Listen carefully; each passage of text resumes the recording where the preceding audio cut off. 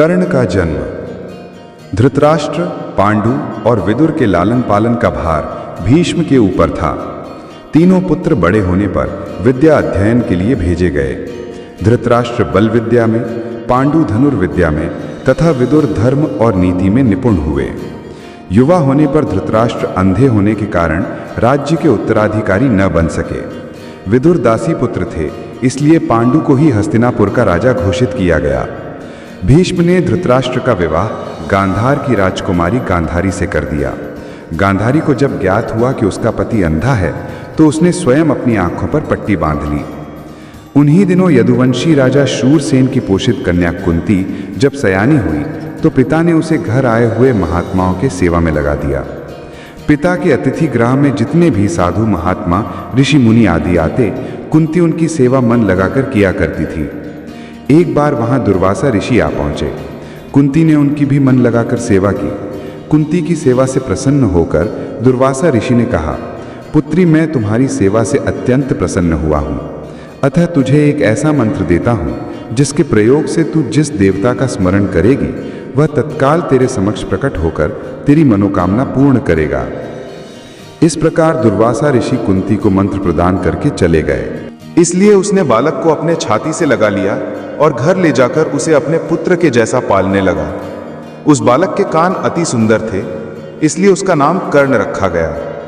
कर्ण गंगा जी में बहता हुआ जा रहा था कि महाराज धृतराष्ट्र के सारथी अधिरथ और उनकी पत्नी राधा ने उसे देखा और उसे गोद ले लिया और उसका लालन पालन करने लगे। कुमार अवस्था से ही कर्ण की रुचि अपने पिता अधिरथ के समान रथ चलाने की बजाय युद्ध कला में अधिक थी। कर्ण और उसके पिता अधिरथ आचार्य द्रोण से मिले, जो कि उस समय युद्ध कला के सर्वश्रेष्ठ आचार्यों में से एक थे। द्रोणाचार्य उस समय कुरु राजकुमारों को शिक्षा दिया करते थे। उन्होंने कर्ण को शिक्षा देने से मना कर दिया क्योंकि कर्ण एक सारथी पुत्र था और द्रोण केवल क्षत्रियों को ही शिक्षा दिया करते थे। द्रोणाचार्य की असम्मति के उपरांत कर्ण ने परशुराम से संपर्क किया, जो कि केवल ब्राह्मणों को ही शिक्षा दिया करते थे। कर्ण ने स्वयं को ब्राह्मण बताकर परशुराम से शिक्षा का आग्रह किया। परशुराम ने कर्ण का आग्रह स्वीकार किया और कर्ण को अपने समान ही युद्ध कला और धनुर्विद्या में निष्णात किया। कर्ण को उसके गुरु परशुराम और पृथ्वी माता से श्राप मिला था। कर्ण की शिक्षा अपने अंतिम चरण पर थी। एक दोपहर की बात है, गुरु परशुराम कर्ण की जंघा पर सिर रखकर विश्राम कर रहे थे। कुछ देर बाद कहीं से एक बिच्छू आया और उसकी दूसरी जंघा पर काटकर घाव बनाने लगा। गुरु का विश्राम भंग ना हो इसलिए कर्ण बिच्छू को दूर ना हटाकर उसके डंक को सहता रहा। कुछ देर में गुरु जी की निद्रा टूटी और उन्होंने देखा कि कर्ण की जांघ से बहुत रक्त बह रहा है। उन्होंने कहा कि केवल किसी क्षत्रिय में ही इतनी सहनशीलता हो सकती है कि वह बिच्छू डंक को सह ले, ना कि किसी ब्राह्मण में। और परशुराम जी ने उसे मिथ्या भाषण के कारण श्राप दिया कि जब भी कर्ण को उनकी दी हुई शिक्षा की सर्वाधिक आवश्यकता होगी उस दिन वो उसके काम नहीं आएगी। कर्ण, जो कि स्वयं ये नहीं जानता था कि वो किस वंश से है, ने अपने गुरु से क्षमा मांगी और कहा कि उसके स्थान पर यदि कोई और शिष्य भी होता तो वो भी यही करता। यद्यपि कर्ण को क्रोधवश श्राप देने पर उन्हें ग्लानि हुई, पर वे अपना श्राप वापस नहीं ले सकते थे। तब उन्होंने कर्ण को अपना विजय नामक धनुष प्रदान किया और उसे यह आशीर्वाद दिया कि उसे वो वस्तु मिलेगी जिसे वे सर्वाधिक चाहता है, अमिट प्रसिद्धि। कुछ लोक कथाओं में माना जाता है कि बिच्छू के रूप में स्वयं इंद्र थे, जो उसकी वास्तविक क्षत्रिय पहचान को उजागर करना चाहते थे। परशुराम जी के आश्रम से जाने के पश्चात कर्ण कुछ समय तक भटकता रहा। इस दौरान वो शब्दभेदी विद्या सीख रहा था। अभ्यास के दौरान उसने एक गाय के बछड़े को कोई वनीय पशु समझ लिया और उस पर शब्दभेदी बाण चला दिया और बछड़ा मारा गया। तब उस गाय के स्वामी ब्राह्मण ने कर्ण को श्राप दिया कि जिस प्रकार उसने एक असहाय पशु को मारा है, वैसे ही एक दिन वो भी मारा जाएगा जब वह सबसे अधिक असहाय होगा और जब उसका सारा ध्यान अपने शत्रु से कहीं अलग किसी और काम पर होगा। इस प्रकार कर्ण परशुराम का एक अत्यंत परिश्रमी और निपुण शिष्य बना। कर्ण दुर्योधन के आश्रय में रहता था। गुरु द्रोणाचार्य ने अपने शिष्यों की शिक्षा पूरी होने पर हस्तिनापुर में एक रंगभूमि का आयोजन करवाया। रंगभूमि में अर्जुन विशेष धनुर्विद्या युक्त शिष्य प्रमाणित हुआ। तभी कर्ण रंगभूमि में आया और अर्जुन द्वारा किए गए कर्तव्यों को पार करके उसे द्वंद्व युद्ध के लिए ललकारा।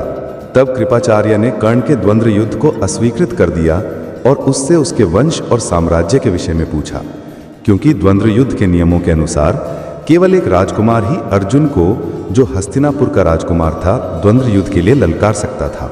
तब कौरवों में सबसे ज्येष्ठ दुर्योधन ने कर्ण को अंगराज घोषित किया, जिससे वह अर्जुन से द्वंद्व युद्ध के योग्य हो जाए।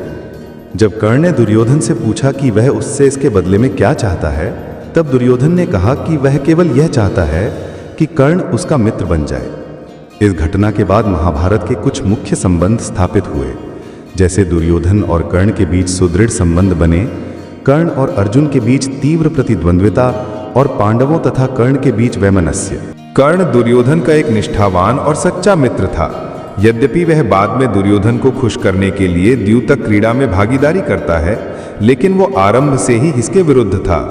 कर्ण शकुनी को पसंद नहीं करता था और सदैव दुर्योधन को यही परामर्श देता कि वो अपने शत्रुओं को परास्त करने के लिए अपने युद्ध कौशल और बाहुबल का प्रयोग करे, न कि कुटिल चालों का। जब लाक्षागृह में पांडवों को मारने का प्रयास विफल हो जाता है, तब कर्ण दुर्योधन को उसकी कायरता के लिए डांटता है और कहता है कि कायरों की सभी चालें विफल ही होती हैं, और उसे समझाता है कि उसे एक योद्धा के समान कार्य करना चाहिए और उसे जो कुछ भी प्राप्त करना है उसे अपनी वीरता द्वारा प्राप्त करे। चित्रांगद की राजकुमारी से विवाह करने में भी कर्ण ने दुर्योधन की सहायता की थी। अपने स्वयंवर में उसने दुर्योधन को अस्वीकार कर दिया और तब दुर्योधन उसे बलपूर्वक उठाकर ले गया। तब वहां उपस्थित अन्य राजाओं ने उसका पीछा किया, लेकिन कर्ण ने अकेले ही उन सबको परास्त कर दिया। परास्त राजाओं में जरासंध, शिशुपाल, ढंडवक, साल्ज और रुठमी इत्यादि थे। कर्ण की प्रशंसा स्वरूप जरासंध ने कर्ण को मगध का एक भाग दे दिया। भीम ने बाद में श्री कृष्ण की सहायता से जरासंध को परास्त किया, लेकिन उससे बहुत पहले कर्ण ने अकेले उसे परास्त किया था। कर्ण ने ही जरासंध की इस दुर्बलता को उजागर किया था कि उसकी मृत्यु केवल उसके धड़ को पैरों से चीरकर 2 टुकड़ों में बांटकर हो सकती है।